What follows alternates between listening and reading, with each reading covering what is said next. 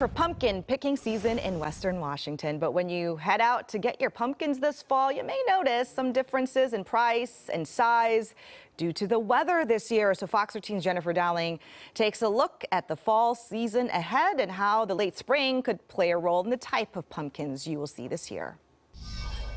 This field at Bob's farm has some very large pumpkins. This one will be ready just in time for the pumpkin festival. But there are some fields that got a little wet this spring and they're a little bit behind.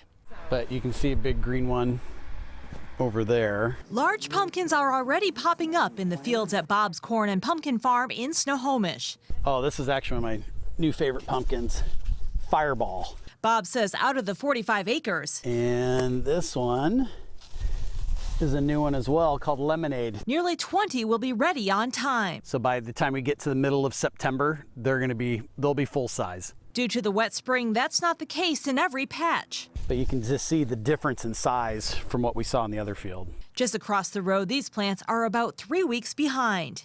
Well, the pumpkins here are just forming. We're just starting for these plants to set fruit. Bob says soggy ground here led to a later planting. Some of these fields were just really wet, really muddy.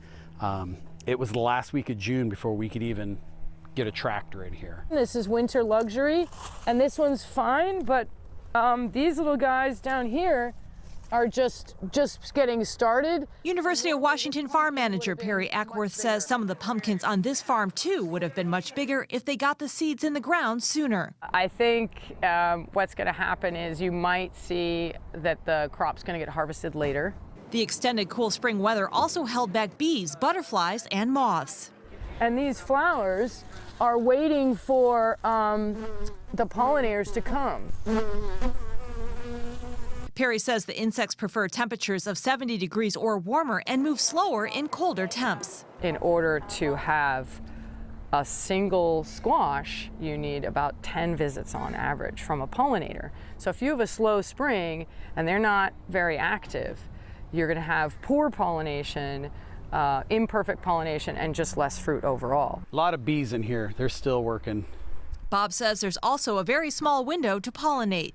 The female flowers are down lower on the bigger vines, and they open one day. You have one opportunity to get a bee to come in there and pollinate it that day. Perry says all the delays mean the pumpkins don't have as much time to grow. So a lot of farmers are in flood zones and need to harvest early and cannot leave the squash later on the vine. But for farmers who are under a deadline and you got to have those pumpkins ready for Halloween, they might be smaller this year, and there might not be as many. For shoppers, it could also translate into higher prices. For consumers, if there's less pumpkins in the pipeline, they might see perhaps a price increase. Perry says a pumpkin variety native to the Northwest did the best this year at the UW farm. Meantime, there are over 60 different varieties growing at Bob's. 120-day ones, they're not going to make it. They'll be big and green. They won't have enough days left in the growing season to turn orange. Bob ordered extra pumpkins from a grower in a different region, so customers who come to the festival in mid-September will have plenty to choose from,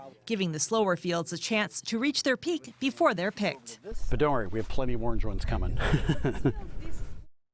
The Sunflower Festival will kick off here this coming Saturday, and September 17th, the Pumpkin Festival will begin. Reporting in Snohomish, Jennifer Dowling, Fox 13 News.